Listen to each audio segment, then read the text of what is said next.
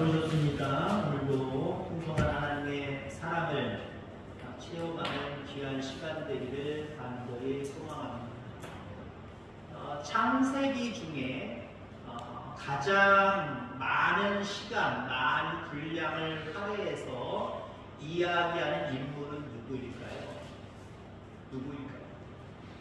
요셉입니다. 30장 24절부터 요셉의 탄생을 시작하면서 마지막 50장 죽음에 이르기까지 요셉의 이야기를 거의 20장 이상을 이야기하고 있어요. 성경은 하나님의 감동으로 되어진 책입니다. 그렇기 때문에 어쩌면 성경에서 가장 많이는 아니지만 그래도 창세기에서는 가장 많이 해요. 요셉의 모습이 가장 많이 비춰지는 이유는 하나님의 의도인 줄 분명히 있습니다.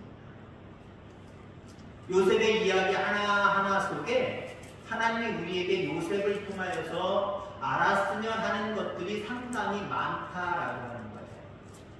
그래서 여러분들도 이 요셉의 이야기를 통해서 하나님이 여러분들에게 말씀하시는 것이 무엇인지 함께 은혜 받게 되기를 주의 이름으로 소망합니다. 요셉이라고 하는 인물을 가만히 보면은 아주 극도로 부당한 취급을 당한 사람이지요.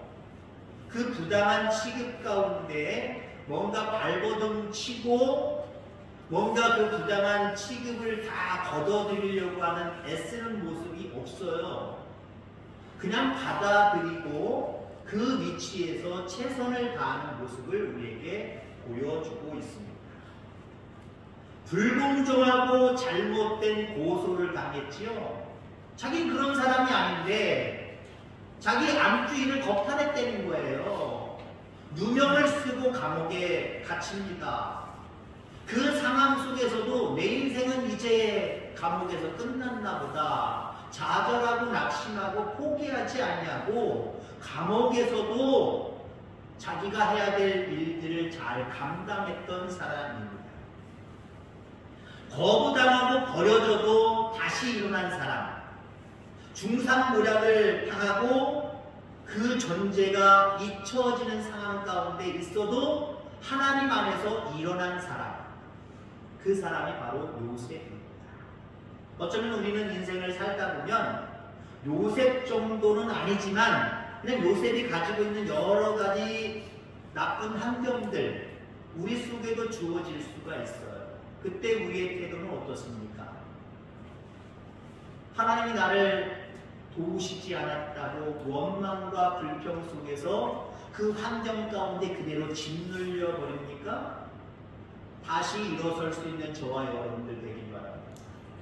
우리가 인생을 살다 보면 내가 일취월장 쭉 나가는 길만 있지 않아요. 때로는 내 앞길을 가로막고 오히려 나를 쑥 떨어지게 만드는 골짜기와 같은 그런 일들, 그런 길들이 너무나도 많다는 거예요. 그런 모습 속에 요셉의 생애를 깊이 묵상하고 생각할 수 있기를 바랍니다. 요셉은 나보다 더 심한 골짜기를 여러 번 경험했음에도 불구하고 일어섰지 않냐, 꿋꿋이 살아갔지 않냐라고 하는 모습으로 여러분들 자신을 말씀 앞에서 다시 한번 독려하며 여러분들의 인생을 끝까지 잘 완주할 수 있게 되기를 간절히 소망합니다. 요셉의 일대기는 세 단계로 나눌 수가 있습니다. 나이적으로도 나눌 수 있고요. 그 나이에 따라서 그가 겪었던 여러 가지 경험을 통해서도 우리가 나눌 수가 있지요. 우선 출생에서부터 17세까지 가족 안에서 변화를 겪었던 시기입니다. 17살 때까지 가정 안에 있었잖아요. 근데 우리가 잘 아는 대로 그 요셉의 가정, 그러니까 요셉의 아버지 야곱, 이스라엘로 개명한 그 존재는, 그 가정은, 그 가정 자체가 불안했습니다. 그렇죠?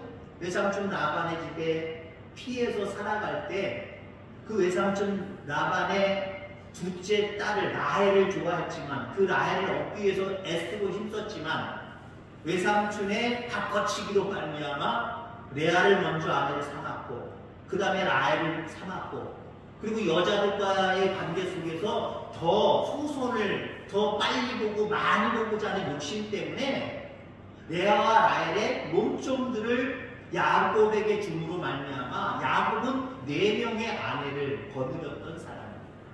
4명의 아내가 있었습니다. 참으로 사랑으로 뭔가 보듬어주는 거로 하나 되는 가정이 아니라 앙숙입니다. 앙숙. 지혜를 엿보면서 자기 아들들이 더 두각을 나타내게 만드는 그런 혼란 속에 요셉은 11번째 아들로 태어나서 라헬의 첫 번째 아들로 태어나서 그 가정 가운데서 17살까지 살아갑니다. 그러니까 가정의 분위기가 그렇게 좋지만은 않았고요. 요셉 자신도 17세까지 자라나는 가정 속에 너무 어렸잖아요. 어렸기 때문에 철도 없었고요. 속도 그렇게 깊지 못했던 모습을 이따가 말씀드릴 시간이 있으려나 모르지만 아무튼 철없던 행동들이 여러 가지로 나타나고 있다라는. 자, 그 다음에 두 번째 단계는 17세에서 30세까지의 그런 시기입니다. 고난의 시기지요. 형들의 미움을 받아서 애굽의 종으로 팔려가고 남의 집에서 종살이하고 억울하게 감옥 생활하고 그게 13년이라고 하는 세월 동안 야곱이 겪었던 두 번째 단계의 인생입니다. 고난의 시기였다라고 볼 수 있습니다. 이 고난의 시기를 요셉은 성실함으로 버텼어요. 하나님이 주신 비전을 믿고 바라보면서 성실로 버텼어요. 자, 그 다음에 세 번째 단계 30세 이후로부터 죽을 때까지 애굽의 총리가 되어서 모든 영화를 누렸던 때, 이때 요셉은 형들에게 원수를 갚을 수 있는 아주 절호의 찬스를 맞이하지요. 그만큼 권력을 가지고 있었고 형들이 자기가 총리로 있는 애굽에 곡물을 사러 왔었잖아요. 그때 원수를 갚을 수 있는 그런 상황이지만 요셉은 그때 형들을 용서합니다. 하나님의 사랑을 가지고 그들을 용서합니다. 걱정하지 마세요. 염려하지 마세요. 두려워하지 마세요. 무서워하지 마세요. 하나님이 당신들보다 나를 먼저 애굽에 보내신 거예요. 하나님의 뜻이에요. 형들 잘못 아니에요 라고 하는 모습으로 너그럽게 형들을 용서하는 그런 모습들을 바라보게 됩니다. 그리고 나중에는 그 형들과 아버지를 끝까지 보호하기 위해서 애굽의 땅을 분배받아서 그곳에서 생활하게끔 보호하는 보호자 역할도 감당하는 모습을 우리가 바라보게 되지요. 자, 요셉의 이야기를 하자면은 먼저 그의 아버지 야곱부터 언급해야 됩니다. 야곱은 능동적인 사람이라기보다는 수동적인 사람입니다. 어떤 일을 하든지 뒤로 미루는 경향들이 있고 다른 사람들의 눈치를 보는 경향들이 있었어요. 예를 들어서 요셉의 바로 위에죠. 12아들이 있고 레아가 낳은 아들은 6명인데 그 6명 중에 마지막 부분에 마지막에 여자아이를 낳았습니다. 디나라고 하는 여자고요. 바로 요셉의 바로 위입니다. 디나가 세겜 사람에게 강간을 당하지요. 그때 여러분들 야곱이 어떤 대처를 했습니까? 아무 대처를 안 했어요.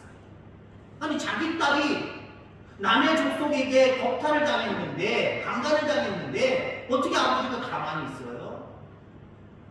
오빠들이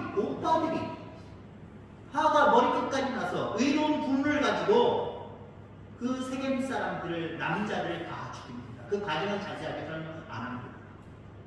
다 죽여요.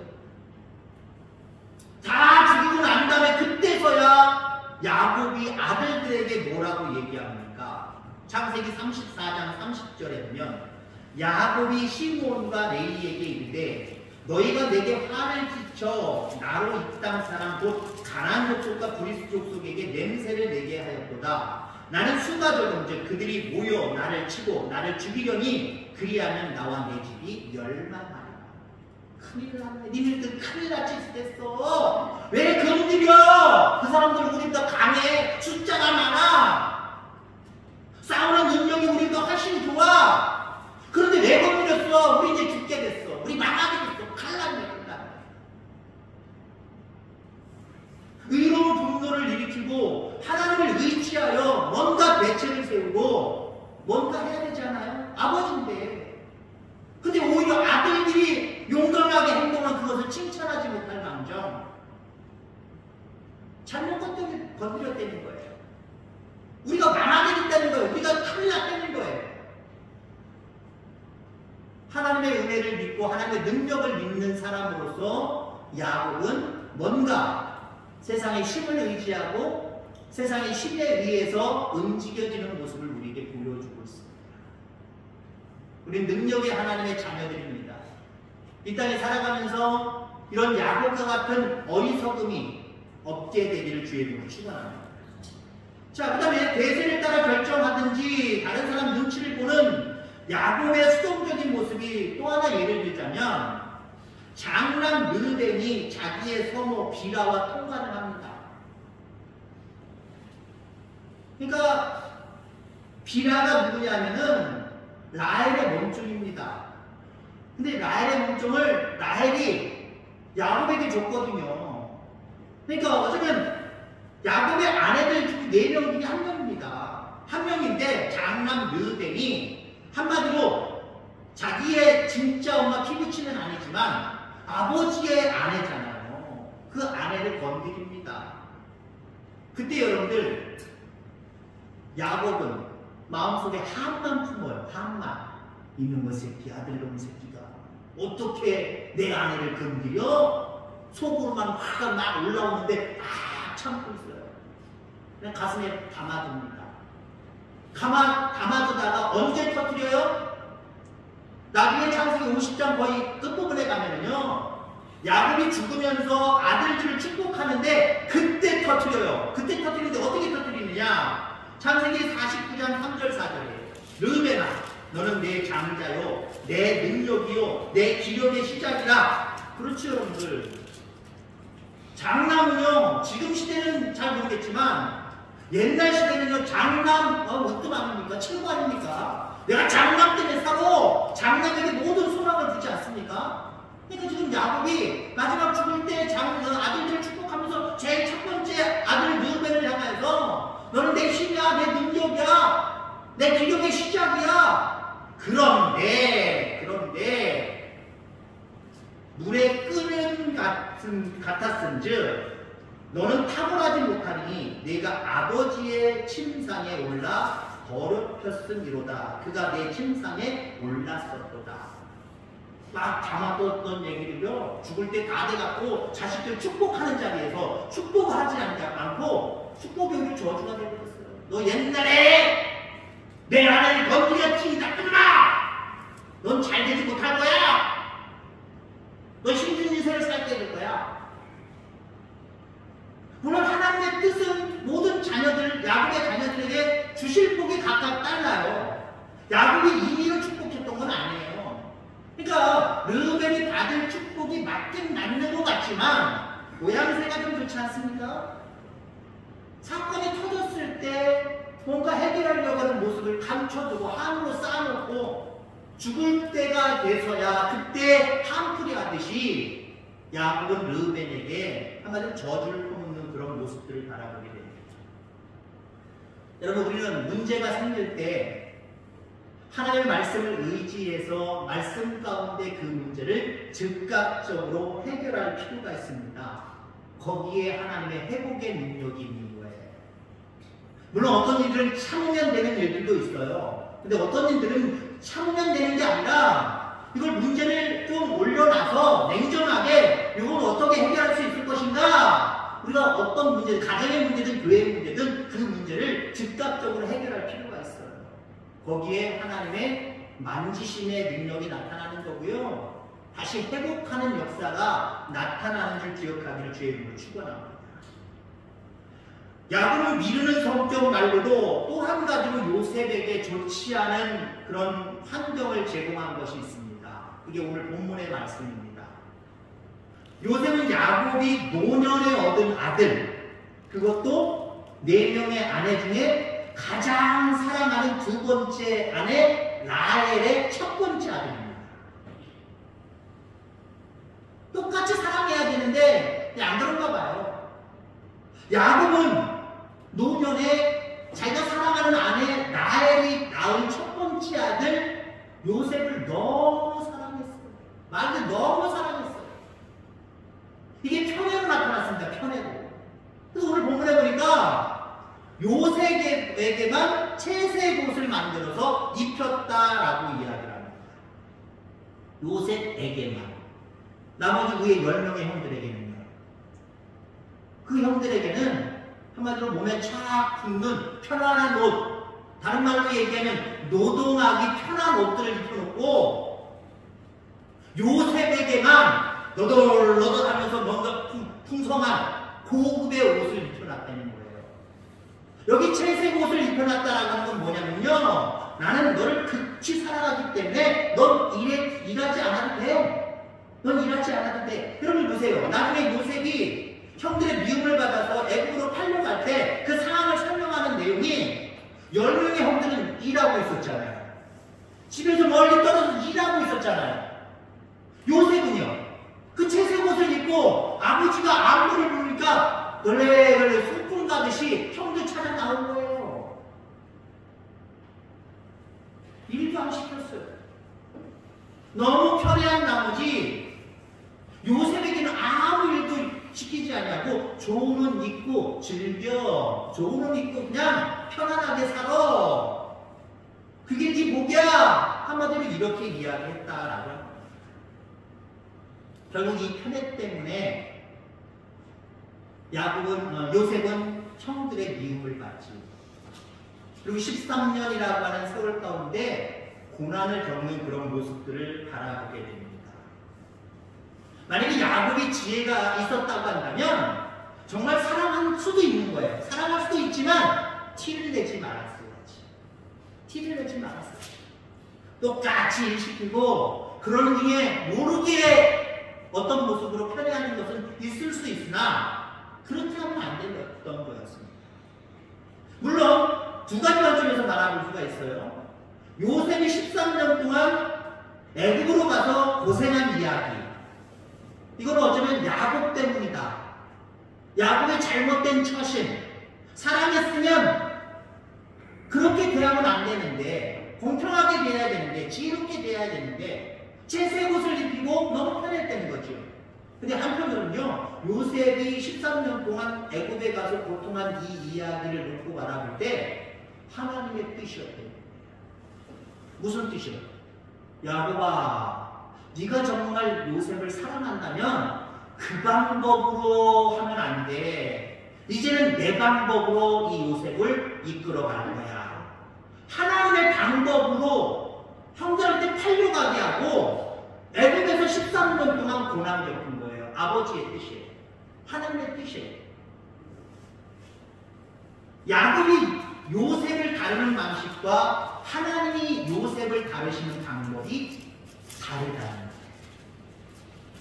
여러분 자신을, 여러분들이 맡고 있는 여러 가지 일들, 여러 가지 자녀들, 이 모든 것들을 어디에다 맡기시려고 합니까? 세상 사람들이 하는 방식에 맡기시겠습니까? 하나님 아버지가 하는 방식에 맡기시겠습니까? 하나님 아버지의 방식에 맡길 수 있기를 주의 이름으로 축원합니다. 우리 인간은 어리석어서 어떤 사람을 사랑하면 야곱과 똑같아요. 야곱의 표현대로 얘기하면 채색 옷을 입혀요. 우리도 여러분 사랑하는 사람이 있으면 그렇게 하지 않나요? 우리의 아이들을 기르는 방법, 우리가 세상 모든 것들을 바라보는 방법은 어쩌면 그렇게 하는 것 같아요.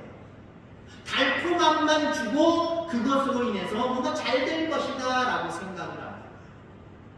그리고 실질적으로 내 앞에 펼쳐지는 상황들 가운데 내가 생각할 때 달콤한 것이 야 이게 형통이지, 이게 은혜지 라고만 생각할 때가 있어요. 근데 생각을 좀 달리할 수도 있기를 바랍니다. 물론 하나님의 은혜는 처음부터 우리에게 달콤하게 느껴지게 다가오기도 해요. 근데 아픔으로, 고난으로 우리에게 닥쳐오기도 해요. 아니 그 놀라운 하나님 주신 꿈, 비전을 가진 요셉이 왜 형제한테 미움을 받아서 탈려가요? 이게 무슨 아버지 사랑이에요. 근데 알고 보니까 아버지 사랑이에요. 이게 알고 보니까 하나님 아버지의 방법이에요. 여러분들의 방법만 고집하지 않기를 주의 이름으로 축원합니다. 세상의 방법만 고집하지 마시길 바랍니다. 하나님의 방법을 고집하되 여러분들 믿음이 더 있기를 주의 이름으로 축원합니다. 믿음이 없으면 하나님의 방법인지 몰라요. 요셉은 아마 하나님의 방법이 시작되어졌구나 그렇게 느꼈을 것 같아요. 저는 그렇게 믿고 싶어요. 이전껏 아버지의 방법으로 살아왔는데 내가 이렇게 비전과 꿈을 가졌음에도 불구하고 뭔가 이루어지는 게 없어요. 근데 17살이 되어서 이제 형들의 미움을 받아서 애국으로 팔려가는데 요셉은 믿음이 있었어요. 아, 이제는 하나님의 방법이 시작되는구나. 하나님의 방법은 내가 이해할 수 없는 부분이지만 분명히 이건 하나님의 방법이야. 믿고 따랐고 의지했기 때문에 끝까지 성실로서 그 13년의 기간을 살아갈 수 있었던 거고요. 30이 되어서 마침내 하나님 그에게 주신 꿈대로 비전대로 애국의 총리가 됩니다. 하나님의 방법은 이래요. 금년 안에 하나님의 방법이 여러분들 가정을 이끌어 갈 줄 확신하기를 주의 이름으로 축원합니다. 그 하나님의 방법에 여러분들 가정을 여러분들이 계획하는 모든 것들을 올려놓으시기를 주의 이름으로 축원합니다. 올려놓으면 괜찮아요. 근데 우리가 안 올려놔서 그게 문제예요. 하나님의 방법이 틀렸다고 생각하고 얼른 내 계획과 내 모든 것들을 얼른 빼기 때문에 그래요. 끝까지 빼지 마시기 바랍니다. 하나님의 방법 가운데 올려놓은 하나님의 소망 가운데 올려놓은 모든 일들을 끝까지 맡기시기 바랍니다. 우리 믿음을 가지고 성실하게 되었어요. 믿음을 가지고 성실하게 되었어요. 믿음이 없으면 성실도 나오지 못하지만 올려놓은 하나님 방법에 올려놓은 것도 뺀다니까요. 정말 나중에 보면은 나중 결과를 놓고 말하면 정말 어리석기 그지없는 모습이에요. 우리 모든 성도님들은 어리석지 않기를 주의 이름으로 축원합니다. 하나님의 방법을 확신하시기 바랍니다. 하나님의 방법을 확신한 이유가 있어요. 나를 정말로 사랑했어요. 오늘 제목의 말씀이 뭐예요? 진짜 사랑합니다. 어쩌면 야곱은 요셉을 진짜 사랑한 것처럼 느껴지고 보여지지만 진짜 사랑한 게 아니었어요. 그러니까 하나님이 네 방법대로 안 되겠다. 이제부터는 내 방법대로 할 테니까 너 빠져. 빠뜨린 거예요. 17살 때 야곱을 요셉 되게 하는 그 방법에서 빼신 거예요. 그러니까 격리를 시킨 거예요. 그냥 아버지 곁에 계속 두었으면 요셉이 정말 요셉 됐겠습니까? 안 됐어요. 하나님 빼내신 거예요. 형들이 미워하게 만들고 그 미움으로 인하여 애국으로 팔려가게 빼내신 거예요. 그게 믿어집니까? 그게 믿어져야 끝까지 우리의 믿음이 변함이 있는 거예요. 우리가 첫 번째 오늘 기도 제목을 놓고 기도한 것처럼 여러분들의 믿음이 끝까지 가는 믿음이길 주의 이름으로 축원합니다. 요셉이야말로 끝까지 가는 믿음 아닙니까? 그러니까 하나님 책임져 주시잖아요. 꿈대로 이루어 주시잖아요. 여러분들의 믿음이 끝까지 가시기 바랍니다. 어떻게 끝까지요? 아, 하나님은 나를 끊치기 사랑하시는구나. 그 하나님의 방법에 나를 올려놓으면 된다 라고 하는 믿음을 끝까지 가지시기 바랍니다.